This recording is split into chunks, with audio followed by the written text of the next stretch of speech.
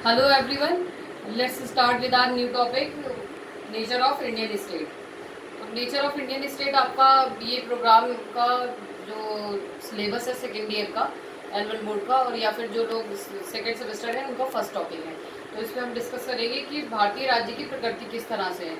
तो भारतीय राज्य की प्रकृति में बेसिकली हम तीन अप्रोचेस की बात करते हैं, एक लिबरल, मार्क्सिस्ट और गांधीयन। लेकिन इन तीनों पर डिस्कस करने से पहले हमें जानना होगा कि किसी भी राज्य के स्वरूप को या प्रकृति को समझने के लिए कौन कौन से ऐसे कंपोनेंट्स हैं जिन्हें जानना जरूरी है। तो सबसे पहला है कि हमें ये देखना होता है कि हमारे जो पॉलिटिकल इंस्टीट्यूशंस हैं वो किस तरीके से काम कर रहे हैं, क्या वो जिस पर्पज से या जिस उद्देश्य से इस्टेब्लिश किए गए हैं क्या वो पूरे कर पा रहे हैं या नहीं।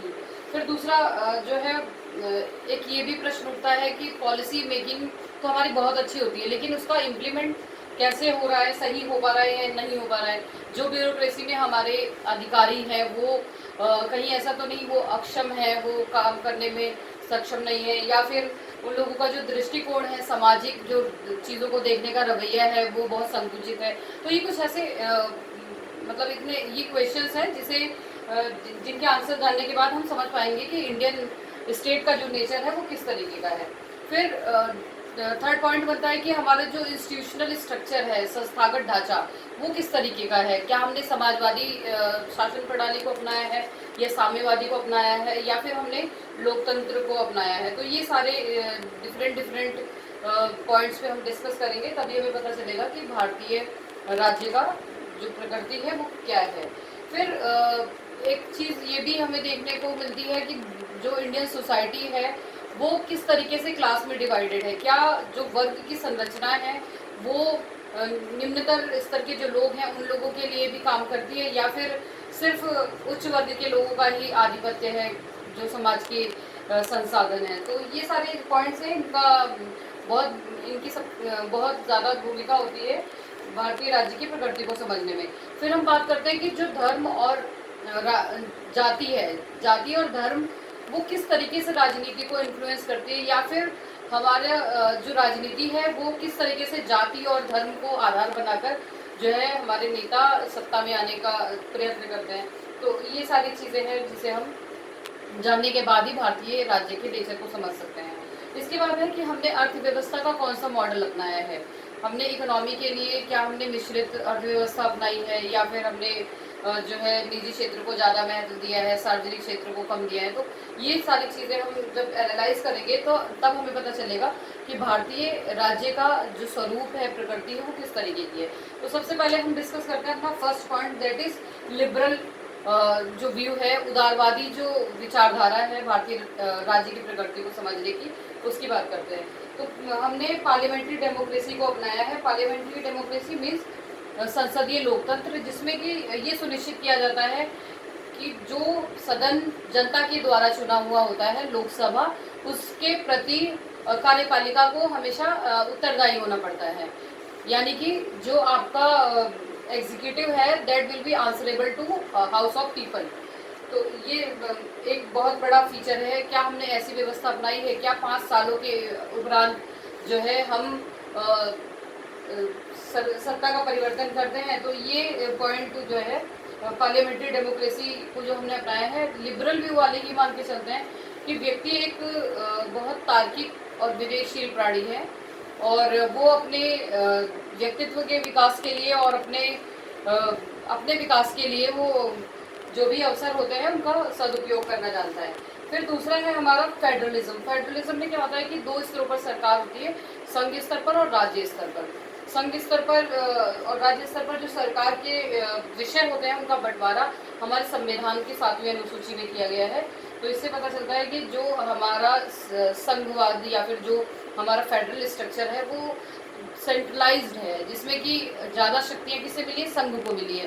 राज्यों को बहुत सारे व्यवस्थाओं के लिए, ग्रांट के लिए, अनुदान के लिए जो हमारा केंद्र है उस पर निर्भर रहना पड़ता है। जैसे आप देख रहे हैं कि कोविड-19 की वजह से जो एक हेल्थ इमरजेंसी उत्पन्न हुई है उसमें हमें देखने को मिलता है कि राज्य सक्षम नहीं है अपने नागरिकों को वापस बुलाने में। तो उन्हें मदद चाहिए, उन्हें अनुदान चाहिए जो केंद्र उन्हें पैकेज दे या फिर उनकी हेल्प करे, लोगों को पहुंचाने में मदद करे। तो ये इससे साफ पता चलता है कि अगर हर तरीके से लॉकडाउन लगा दिया जाए तो जो संसाधन है वो राज्यों के पास या संघ शासित क्षेत्रों के पास कम हो जाता है। इसलिए हमारी जो ज़्यादा शक्तियाँ मिली हैं वो संघ को मिली हुई हैं, और हमारे राज्य काफ़ी सारी चीज़ों के लिए राज्य पर मतलब संघ पर आश्रित है। फिर है हमारा सेक्युलर क्वालिटी। भारतीय संविधान में धर्मनिरपेक्षता या पंथ निरपेक्षता की बात की गई है।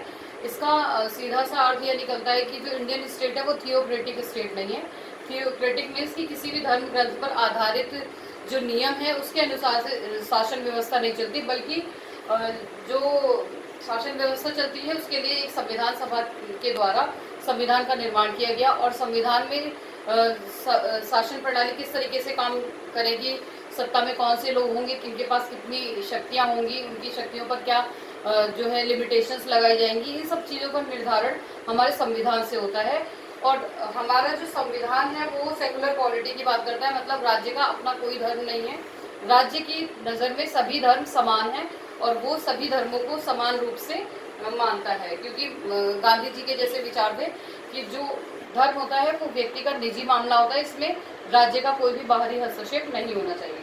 तो ये कुछ पॉइंट्स हैं जो कि आप लिबरल अप्रोच पे अगर क्वेश्चन आता है कि भारतीय राज्य की प्रकृति की उदारवादी जो विचारधारा है उसका वर्णन कीजिए, इसमें आपको ये सारे पॉइंट ऐड करने हैं। फिर हम बात करेंगे कि मार्क्सिस्ट जो व्यू है वो क्या बात करता है।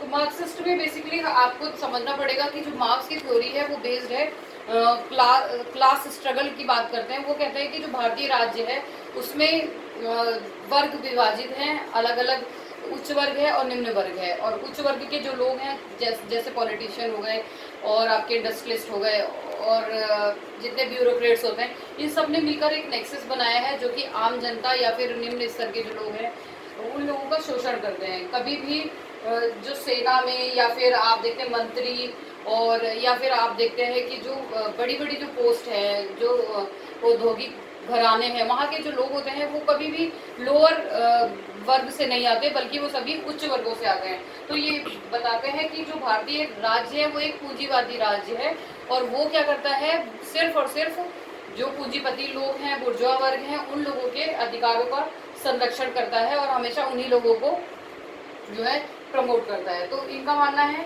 कि जो राइट्स है माइनॉरिटी के, वो राइट्स उन लोगों को नहीं मिल पाते, उनके लिए सिर्फ और सिर्फ उनके कर्तव्य होते हैं, उनसे काम लिया जाता है, उनका एक्सप्लॉयटेशन किया जाता है, वर्किंग आवर्स उनके डिसाइड नहीं होते। जिस तरीके से मार्क्स ने बताया हैव्स और हैव्स नॉट के बीच में हमेशा स्ट्रगल रहा है, उसी तरीके से वो बताते हैं कि भारतीय राज्य की प्रकृति भी इसी तरीके की है, जिन लोगों के पास है और जिनके पास नहीं है उस तरीके की का स्ट्रगल हमेशा चलता रहता है। जैसे आप देख रहे होंगे कि आज हमारे जो भी प्रॉब्लम्स आती है तो सबसे ज़्यादा जो मार झेलनी पड़ती है वो हमारे मजदूरों को झेलनी पड़ती है, या अप्रवासी मजदूर आप देख रहे हैं किस तरीके से इस खतरे की सिचुएशन में जब से कोविड-19 की वजह से लॉकडाउन हुआ है तो सबसे ज़्यादा जो समस्याएं झेलनी पड़ रही है वो मजदूर वर्ग को या निचले तबके को के व्यक्ति को झेलनी पड़ रही हैं। तो मार्क्स भी इसी तरीके से वो चीज़ों को डिस्क्राइब करते बताते हैं कि जो पूंजीपति वर्ग है उसे कभी नुकसान नहीं होता, और हमेशा जो भी परेशानियां होती हैं वो सिर्फ और सिर्फ निम्न वर्ग के व्यक्ति को होती है। इसलिए इनका पूरा जो मार्क्सिस्ट थ्योरी इंडियन स्टेट को बताने की है वो ये बताते हैं कि भारत में कभी भी वो लोग जब ब्रिटिश थे और या फिर अब वो नहीं है, फिर भी जो पूरे समाज की जो संरचना है वो आज भी इसी तरीके की है, हमारी सोशियो और इकोनॉमिक कंडीशन उसी तरीके की, जिसमें कि हम हमेशा जो उच्च स्तर का व्यक्ति है या उच्च वर्ग का व्यक्ति है उसी के हितों का संरक्षण करते हैं, ना कि निम्न वर्ग के। अब हम बात करते हैं अपनी थर्ड अप्रोच की, जो है गांधीयन अप्रोच। गांधीयन अप्रोच में गांधी जी ने सबसे पहले पंचायती राज की बात की थी। उन्होंने कहा था कि शासन की जो आधारभूत इकाई या फिर जो बेसिक यूनिट होनी चाहिए वो हमारे ग्रामीण क्षेत्रों से शुरू होनी चाहिए। गांव में पंचायती राज होने से क्या होगा कि जो लोकतंत्र है वो तृणमूल तक पहुंचेगा, या फिर जो हमारी रूट है वहां तक पहुंचेगा और लोग सशक्त होंगे। गांव के जो एक आत्मनिर्भरता होती है उससे पूरे देश को जो है आत्मनिर्भरता मिलेगी, अगर सभी गांव मिलकर हर तरीके से आत्मनिर्भर हो जाए। फिर उन्होंने डिसेंट्रलाइज्ड इकोनॉमिक मॉडल की बात की थी। उन्होंने कहा था कभी भी पिरामिड फॉर्म में इकोनॉमिक मॉडल हमें नहीं अडॉप्ट करना चाहिए, बल्कि वो सर्कल के फॉर्म में होना चाहिए, जिसमें कि डिसेंट्रलाइजेशन होना चाहिए। कोई भी पावर एक जगह कंसंट्रेट ना होकर सभी स्तरों पर बराबर से डेलीगेट होनी चाहिए, जिससे कि जो हमारी इकोनॉमिक पॉलिसी है उसे हम अपनी सिचुएशन के अकॉर्डिंग बना सके और उस पर इम्प्लीमेंट कर सके। फिर उन्होंने rights and duty of the people की बात की थी। गांधी जी का जो मेन सपना था वो ये था कि सर्वोदय स्टेट की बात करते हैं। वो कहते हैं कि एक ऐसे राज्य की स्थापना की जाए जिसमें कि पुलिस की कोई ज़रूरत ही ना हो।